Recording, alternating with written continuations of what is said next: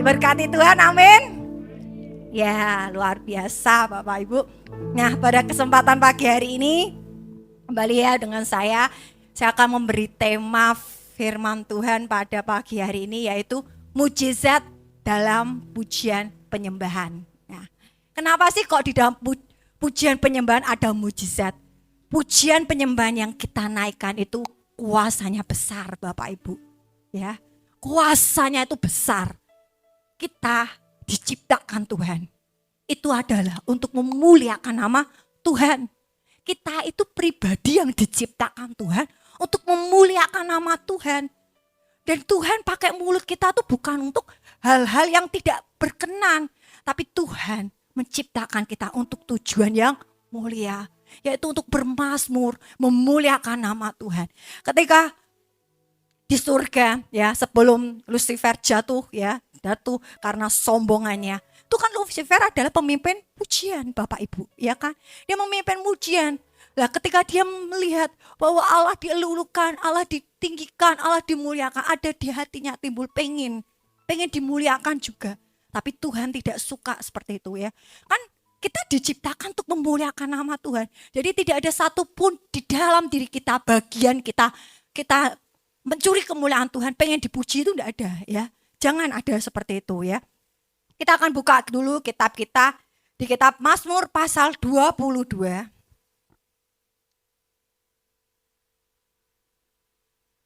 Ayat keempat. Ya. Di dalam puji-pujian kita, di dalam penyembahan kita, itu suatu suatu kesinambungan ya. Pujian dan penyembahan itu merupakan suatu tindakan akan kekaguman dan hormat yang ditunjukkan kepada Tuhan. Jadi ketika kita memuji Tuhan, ketika kita menyembah Tuhan, itu adalah tindakan kita. Bahwa kita itu kagum, hormat. Tuhan kita tuh luar biasa. Ya, memuji dan menyembah Tuhan tuh banyak manfaatnya. Nah, kenapa ya pujian penyembahan itu harus senantiasa ada di dalam diri kita ya Bapak Ibu? Mazmur pasal 22 ayat 4 dikatakan, sebentar. Ya, tapi di sini ayat 3 ya. Padahal engkaulah yang kudus, yang bersemayam di atas puji-pujian orang Israel. Di sini dikatakan padahal engkaulah yang kudus, yang bersemayam di atas puji-pujian Israel. Berarti Tuhan Allah yang kita sembah itu Allah yang diam, Allah yang bersemayam, Allah yang tinggal, Allah yang bertata di dalam puji-pujian kita. Kalau dia sudah diam, kalau dia sudah bertata dan bersemayam, itu kuasanya itu bekerja sempurna. Makanya tidak heran Bapak Ibu, kenapa? Pernah nggak ikut sebuah KKR, ya kan? Di dalam KKR itu kenapa KKR itu puji-pujiannya itu bisa membangkitkan roh kita, ya kan? Membangkitkan, nah itu kan banyak puji-pujian yang dinaikkan, banyak puji-pujian yang dimuliakan, ya kan? Sehingga kesembuhan itu terjadi, kuasa Tuhan itu mengalir. Karena ini dimensi pujian penyembahan itu luar biasa, bukan ketika menyampaikan kebenaran firman Tuhan itu enggak luar biasa. Firman Tuhan memang penting, tetapi kenapa seorang worship leader itu dituntut memiliki hubungan yang dekat sama Tuhan? Karena dia itu alat ya. Karena dia itu suatu sarana bagi Tuhan supaya Tuhan itu bisa hadir, ya kan? Sebagai worship leader kita bisa membawa jemaat untuk menarik jemaat. Seorang guru vokal saya berkata, kenapa worship leader itu penting di dalam pujian penyembahan, memiliki hubungan yang penting. Dan kenapa setiap pujian itu harus diulang-ulang? Karena apa? Di situ menarik jemaat untuk fokus kepada Tuhan. Yang kedua, menarik tuh hadirat Tuhan turun, bisa transfer kepada jemaat dan naik kembali kepada yang ketiga, naik kembali kepada Tuhan. Wah, luar biasa. Ketika kita bisa mengalami, ketika kita bisa memahami, senang memuji Tuhan, senang memuliakan nama Tuhan, itu pasti dampaknya beda Bapak Ibu. Saya tidak menganjurkan bagi kita untuk memuji lagu-lagu duniawi. Bahkan orang-orang dunia sana ya, orang-orang di luar Kristen atau kita mungkin ya pernah ya dengar kok karaokean apa? Ya ini refreshing. Nah, orang refreshing aja karaokean ya kan. Nah, kita sebagai anak-anak Tuhan, kenapa kita nggak suka memuji Tuhan? Saat kita susah, saat kita bergelamut pikiran kita, saat emosi kita mulai menyala-nyala. Nah, saya senang ya, saya pernah dengar, kalau kamu tuh marah, mending kamu nyanyi aja, memuliakan nama Tuhan aja. Biar mulutmu itu bermazmur bagi Tuhan. Karena apa? Di situ ya, diulang-ulang terus nyanyian itu diulang-ulang, hadirat Tuhan itu akan turun. Saya yakin, saya percaya bahwa Allah kita bertata di dalam pujian. Di sini dikatakan bahwa engkaulah yang kudus, kau yang bersemayam di atas puji-pujian orang Israel. Dia yang bersemayam di atas puji-pujian kita, anak-anak Tuhan. Ya, semua jemaat-jemaat Tuhan yang ada di tempat ini. Ketika kita memuji Tuhan, ya, itu seperti kita tuh membawa doa kita. Seperti tadi, mengiringmu seumur hidupku. Nah itu kayak kita menyatakan bahwa Tuhan, ini loh, aku tuh mengiringmu seumur hidupmu untuk memuliakan namamu. Jadi di dalam pujian itu ada rasa syukur. Di dalam pujian ada permohonan. Di dalam pujian itu ada pengagungan. Ya kan? Indah banget Bapak Ibu. Nah, saya mau ajak kita pada pagi hari ini bersama-sama untuk senang memuji Tuhan. Untuk senang memuliakan nama Tuhan. Jadi pujian penyembahan itu bukan tugasnya worship leader. Ya. Pujian penyembahan itu bukan hanya tugasnya WL, singer. Aku bukan WL, aku bukan singer. Jadi aku gak perlu memuji Tuhan. Salah ya. Pujian penyembahan itu tugas kita semua sebagai makhluk hidup ciptaan Tuhan. Ya, karena kita diciptakan untuk memuliakan nama Tuhan. Mulutku penuh dengan pujian kepadamu Yesus ya kan. Nah ayo kita belajar menggunakan mulut kita. Di dalam mulut kita itu untuk memuliakan nama Tuhan. Mulut ini bukan untuk mencaci. Mulut ini bukan untuk mengeluh. Mulut ini bukan dipakai untuk ngerasani sana sini ya kan, menjelekkan orang sana sini. Tapi mulut ini dipakai untuk kemuliaan Tuhan. Membangkitkan semangat orang-orang yang lemah. Memberi motivasi orang-orang yang sedang down imannya. Kita ini anak-anak Tuhan. Tuhan itu punya rencana yang indah bagi setiap kita. Dan Tuhan mau pakai kita semua. Bukan pelan-pelan Tuhan aja yang di sini dipakai Tuhan. Tapi semua. Kita tuh setara ya. Kita tuh setara. Tidak ada apa perbedaan. Kita tuh setara di hadapan Tuhan. Ya, kita punya tugas fungsi apa? Sungguh luar biasa. Jadi ayo kita bangun hati kita untuk senang memuji Tuhan. Nah saat ini ya Bapak Ibu, saya mau ajak kita melihat betapa kuasa pujian penyembahan itu luar biasa. Dan mujizatnya itu nyata ya. Saya akan lihatkan di kitab Kisah Para Rasul pasal 16 ya. Kita akan melihat kenapa sih kok pujian penyembahan itu bisa memberikan mujizat. Nah, ini loh Bapak Ibu, luar biasanya ya. Kisah Rasul pasal 16 ayat ke-23.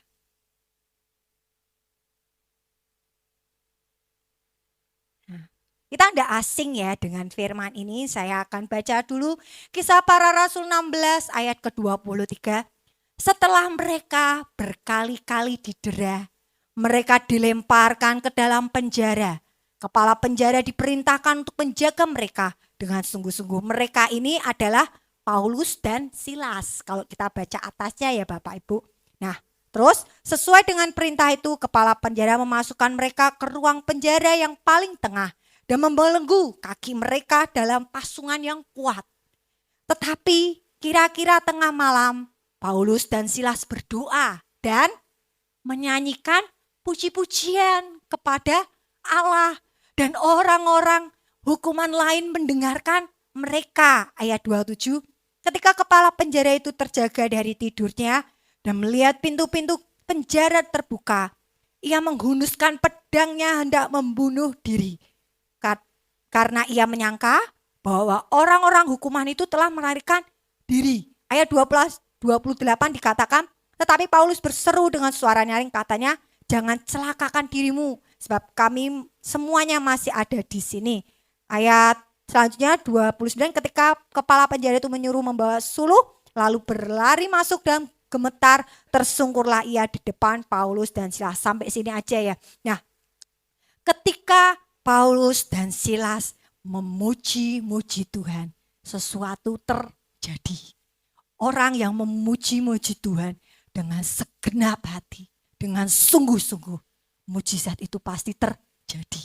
Ini Paulus ini nyanyi, nyembah, padahal dia habis dipukul, habis disesah ya Bapak Ibu. Dia dipenjara karena memberitakan firman Tuhan. Orang yang memberitakan firman Tuhan aja mendapat perlakuan seperti itu. Nah, kalau kita misal suatu saat diperlakukan seperti itu, masihkah kita memuliakan nama Tuhan?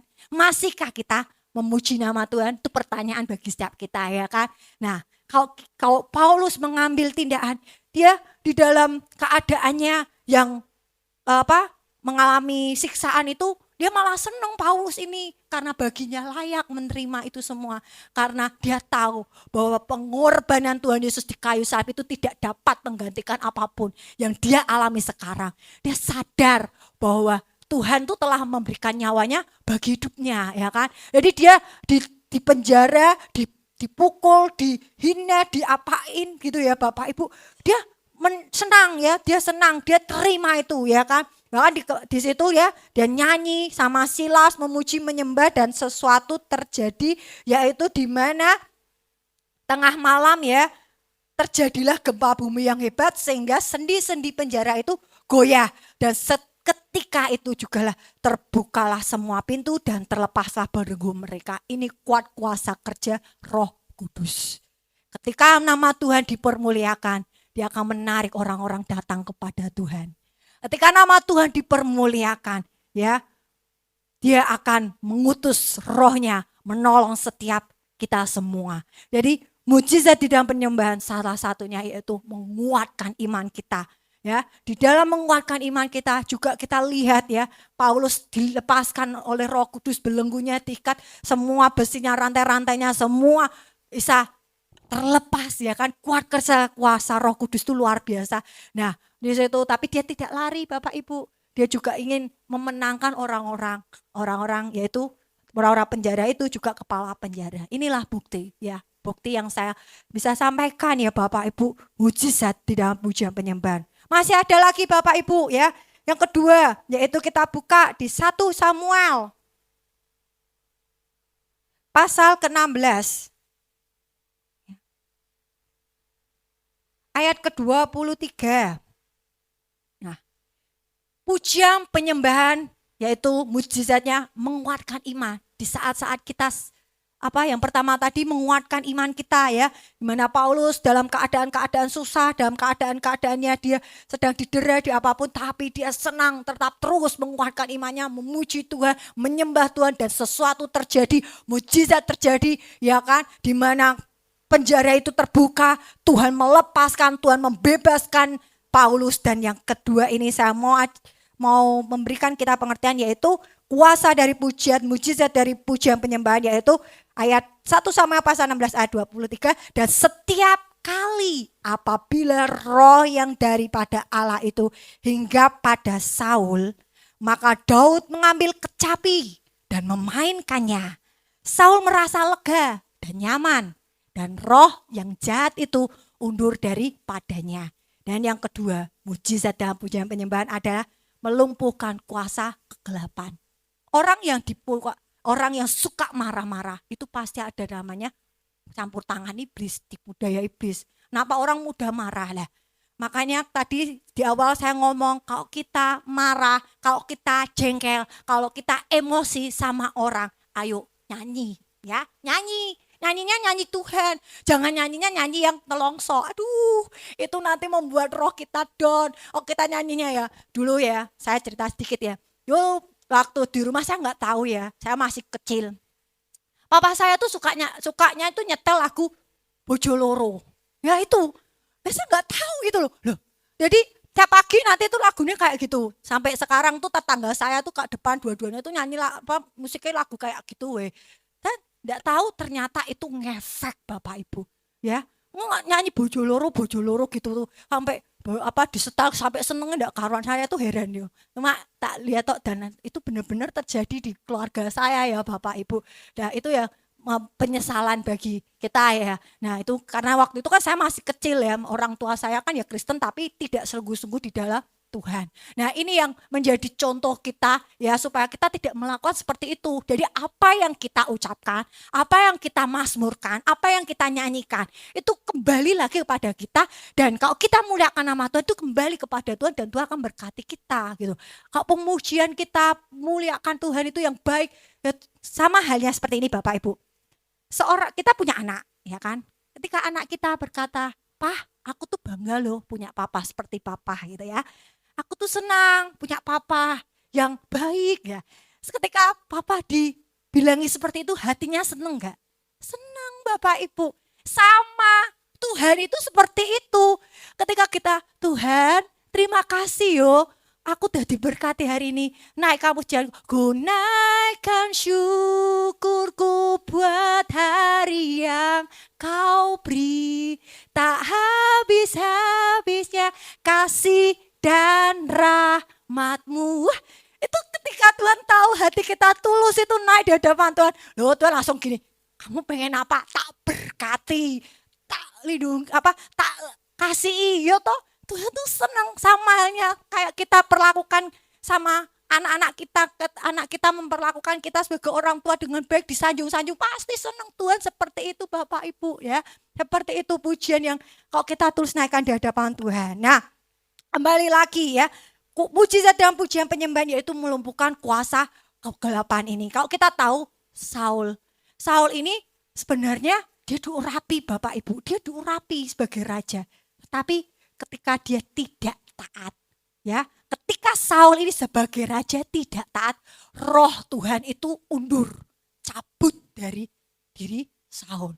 Dan kemudian roh itu berubah. Dia mudah emosi, dia mudah marah, melihat orang, ya kan. Melihat orang itu, Daud itu sempat hampir dimatiin loh, mau dibunuh loh sama Saul loh, mau dilemparin tombak lah di situ. Tapi Daud ini saya senang dengan tokoh Alkitab Daud ini hatinya tuh menyembah Tuhan. Walau ada kekurangan di dalam dirinya, dia jatuh dalam dosa, tapi ini loh, rohnya tuh haus lapar akan Tuhan, itu pujian penyembahan mazmur-mazmurnya tuh luar biasa. Makanya kalau Bapak Ibu senang ya baca kitab Mazmur, saya tuh kalau mama saya nih baca Alkitab kan udah selesai, tolong digantiin Alkitabnya, tak kasih di Kejadian, Keluaran, Imamat tuh males. Kalau Imamat itu kan banyak, senengnya di mana? Di Mazmur ya kan. Kalau kata-kata Mazmur itu enak gitu loh ya. Nah itu ya jadi kuasa kegelapan itu salah satunya yaitu ya kita menghalau kuasa kegelapan dengan pujian penyembahan ya. Kenapa? Ketika orang ada namanya pelayanan, pelepasan, itu kan pertama kita harus memuji Tuhan dulu ya. Di dalam liturgi ibadah, pujian penyembahan pasti di awal. Karena itu membangun ya, membangun mesbah Tuhan. Oh, kemarin di ibadah kemarin ya doa malam doa pemuji-puji itu kan ada ya pendeta luar itu membangun ring ya, membangun ring kita. Samanya kok kita di rumah saat teduh, yuk latih saat teduh kita. Ya, saat teduh mungkin 10 menit, 20 menit, seberapa waktu yang kita punya sisihkan buat Tuhan. Sebenarnya ya enggak seperti itu ya, harusnya kita 1 jam ya. Harusnya kita 1 jam untuk Tuhan gitu loh. Ya, 1 jam untuk Tuhan, masa susah sih 24 jam kita diberi Tuhan. Nah, kasihinlah 1 jam buat Tuhan. Sungguh-sungguh. Kalau kita mau praktekkan itu semua, saya yakin dan percaya kehidupan kita dipulihkan. Sesuatu pasti terjadi. Ya, karena saya pun mengalami, saya ngomong, saya bicara seperti ini, saya yakin bahwa Tuhan yang saya sembah itu Tuhan yang selalu baik bagi setiap anak-anaknya. Nah, kuasa kegelapan itu dihancurkan. Saya yakin dan percaya bahwa ada sesuatu terjadi. Jadi siapapun diri kita, hati kita, nyanyi itu melerem hati. Damai itu tinggal ya. Nyanyi apapun lah, nyanyi terima kasih Tuhan untuk kasih setiamu. Udah tuh nyanyiin aja. Jadi kenapa kita gembala terus pelan-pelan Tuhan para hamba-hamba Tuhan berkata senangi pujian penyembahan yaitu lagu-lagu Kristen. Bahkan loh Bapak Ibu, saya pernah lihat orang-orang di luar Kristen tuh seneng loh dengar lagu-lagu orang Kristen. Lagu orang Kristen tuh luar biasa. ya. Itu membangkitkan semangat. Kalau kita sebagai anak-anak Tuhan, ya kok enggak seneng lagu-lagu Kristen itu, aduh, ya. Koreksi ya Bapak Ibu, ayo kita mulai belajar ya. Dan yang ketiga, ya kita akan buka di 2 Tawarikh.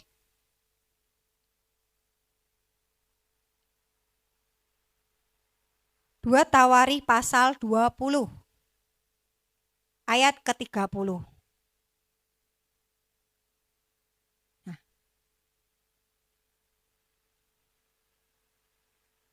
sebentar. Kita naik ke atasnya dulu ya. 2 Tawarikh 20 ayat 20.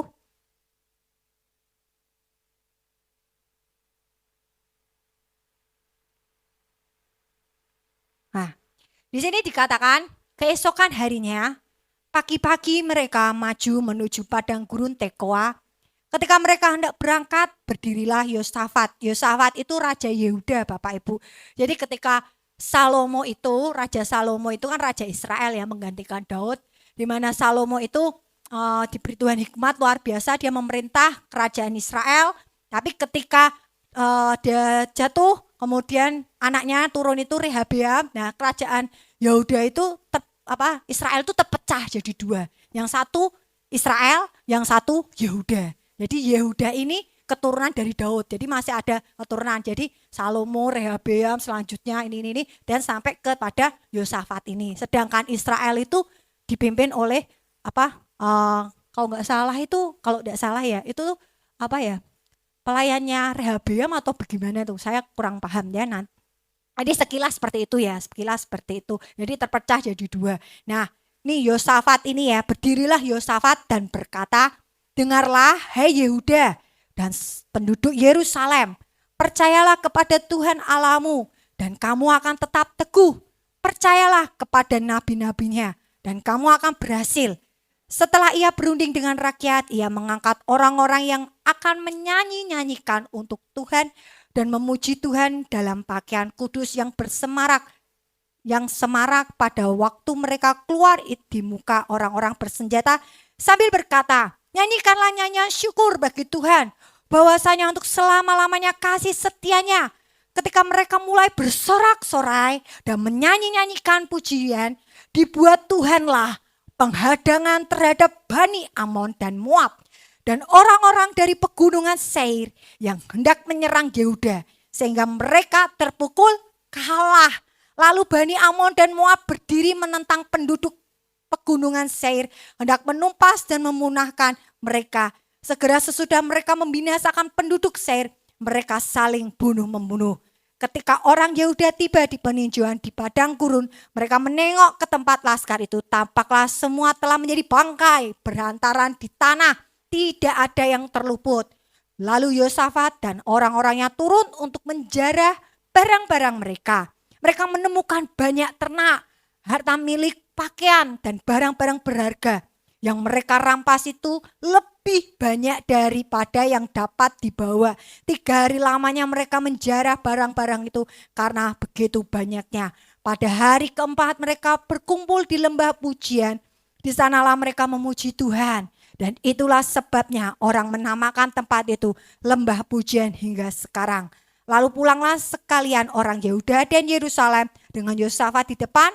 Mereka kembali ke Yerusalem dengan sukacita. Mereka karena Tuhan telah membuat mereka bersukacita karena kekalahan musuh mereka. Ayat 28. Mereka masuk ke Yerusalem dengan gambus dan kecapi dan nafiri lalu menuju rumah Tuhan. Ketakutan yang dari Allah menghinggapi seluruh kerajaan negeri-negeri lain ketika mereka mendengar bahwa Tuhan berperang melawan musuh-musuh Israel. Ayat 30. Dan kerajaan Yosafat amanlah karena Allahnya mengaruniakan keamanan kepadanya di segala penjuru. Bapak itu udah lihat ya, ketika Yosafat memilih para pemuji ya, di mana mereka memuji Tuhan dengan segenap hati. Apa yang dilakukan Yosafat ini tidak berperang loh Bapak Ibu, hanya memilih para pemuji-puji dan Tuhan berperang ganti umatnya. Wah, luar biasa loh Bapak Ibu, kuasa pujian penyembahan itu luar biasa ya. Tuhan berkati, jadi mujizat terjadi dalam kehidupan Yosafat ini, dia sebagai raja, dia tahu di mana hatinya ya diarahkan. Dia kuasa Tuhan itu luar biasa. Yang memilih para pemuji-pemuji, yang memilih para pemusik-pemusik ya toh, memuji Tuhan. Ayo memuliakan nama Tuhan, mengagungkan nama Tuhan. Dan ketika Tuhan disenangkan, Tuhan membuat penghadangan ya, melawan Bani Amon, ya mengalahkan Bani Seir ya, Moab itu semuanya diserak-serakkan tanpa berperang, tanpa Yosafat itu tanpa harus sekuat tenaga. Tuhan berperang ganti umatnya. Dan apa yang terjadi? Kemenangan terjadi. Keamanan diberikan di zaman Yosafat. Nah, kita mau ngalami seperti itu udah. Ayo bangun diri kita. Sukai saat teduh, sukai memuji Tuhan. Orang yang tua, orang cowok yang laki-laki, yuk memuji Tuhan dengan segenap hati. Apapun problem kita ya, kemenangan itu Tuhan sudah sediakan di depan mata, tergantung dari kita ya. Lihat tadi kisahnya Yosafat ya, di mana mereka ya, Yosafat meninjau bangkai-bangkai berhantaran ya kan, tidak ada yang terluput, semua mati. Luar biasa, luar biasa pujian penyembahan ini. Saya waktu zaman COVID ya Bapak Ibu, itu kan benar-benar seperti jalan itu sepi ya. Saya mau cerita ketika saya COVID, saya kena COVID.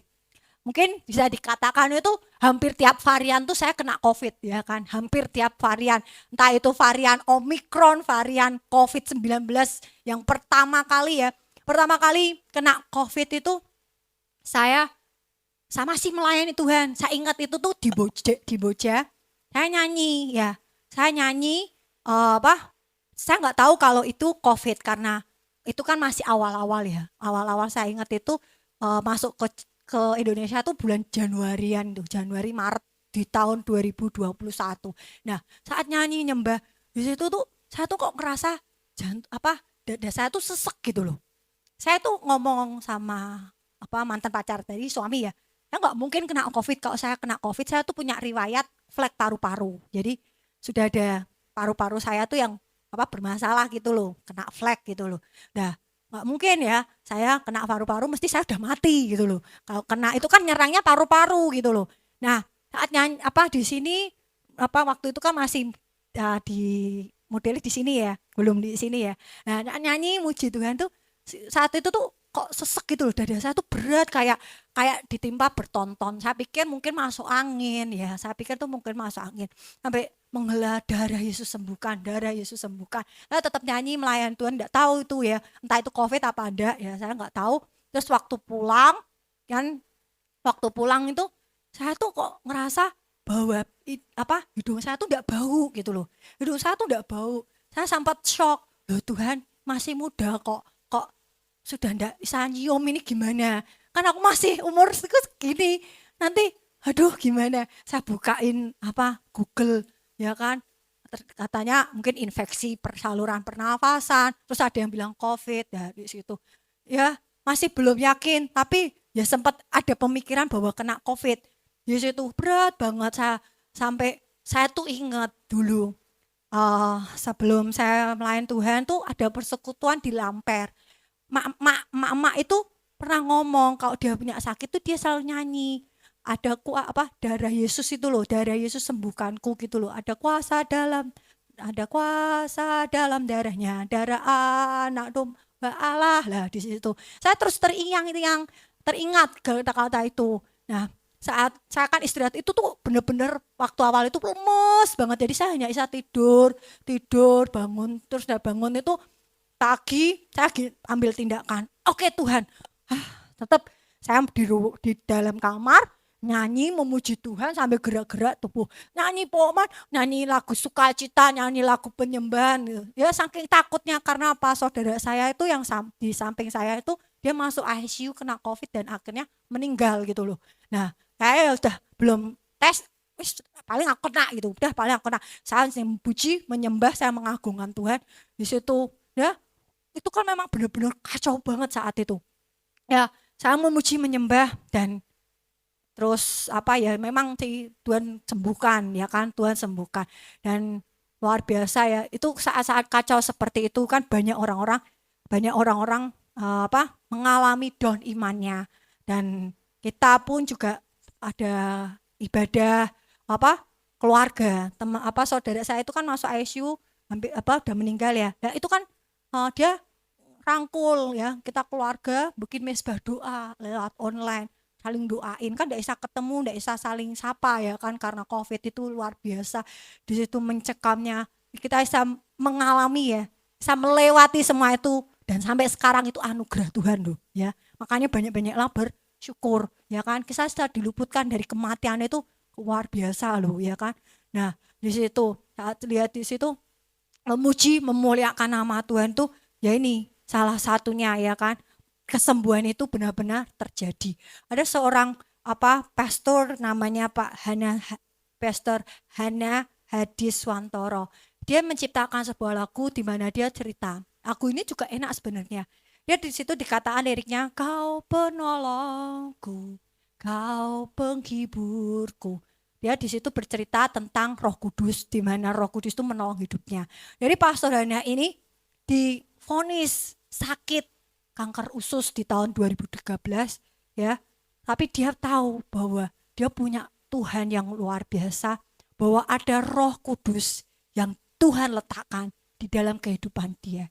Jadi ketika sakit, dia memuji Tuhan sampai dia nyiptain sebuah lagu. Makanya kenapa di dalam lagu-lagu Kristen itu banyak ada kisah-kisahnya. Orang-orang di balik lagu itu ada namanya sesuatu mujizat yang dialami oleh pencipta lagu tersebut. Ya, dia kemo 4 kali dan dia bersyukur, dia singkat cerita, dia bisa hidup sampai hari ini, dan itu semua kemurahan Tuhan, dan ciptakan lagu ini, dan lagu itu sangat luar biasa memberkati, dan saya saat dengar wah luar biasa, dan itu hadirat Tuhan itu bisa turun gitu ke pujian penyembahan. Nah, banyak orang di alam menerima kesembuhan ketika mereka memuji Tuhan. Saat orang tuh hopeless, saat orang tuh nggak tahu, apalagi dia punya sakit, ya mau marah, ya percuma, ya kan? Lebih baik bermazmur, mengagungkan Tuhan. Ketika kita mau gunakan mulut kita memuliakan Tuhan dan mendatangkan tahta Tuhan. Tadi firman Tuhan berkata, tuh padahal engkau yang bersemayam di atas pujian, dan tahta itu hadir di dalam kehidupan kita, di hati kita, ya. Dan Tuhan akan bekerja, rohnya itu akan bekerja, Roh Kudus itu akan bekerja melawan apapun problem kita, masalah kita. Makanya saya sering bilang ya sama Bapak Ibu, ya kalau kita punya masalah datang sama Tuhan, nyanyi, nyembah, ya temukan Tuhan, karena Tuhan itu sumber segalanya. Temukan pribadinya sampai hati kita tuh tenang, ya sampai hati kita tenang, dan Tuhan akan selesaikan masalah kita. Ya, itu bukti kuasa Tuhan, itu janji Tuhan bagi setiap kita, tidak pernah ditinggalkan anak-anaknya. Amin. Ya, luar biasa. Ayo hidup kita muliakanlah nama Tuhan, ya. Kita akan lihat dulu di Zefanya, ya. Zefanya pasal 3.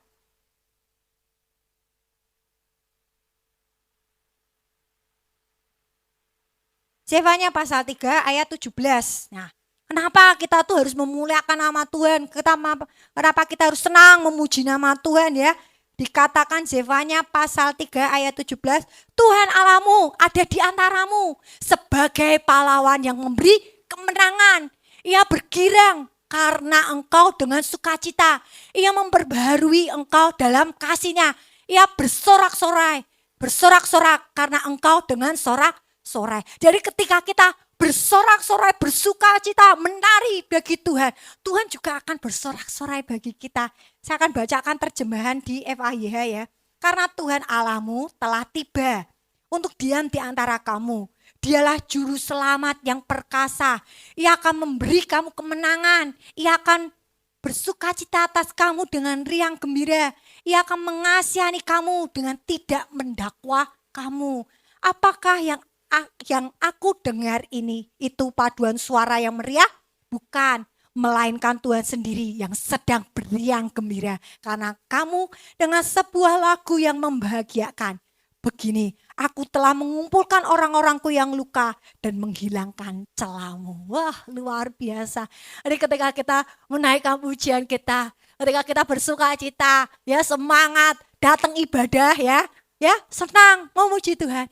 Itu Tuhan itu melihat dari atas ke bawah. Ih, anakku bersukacita, dia ya akan bersukacita gitu loh. Tuhan akan bersorak-sorai karena kita bersorak-sorai ya. Luar biasa.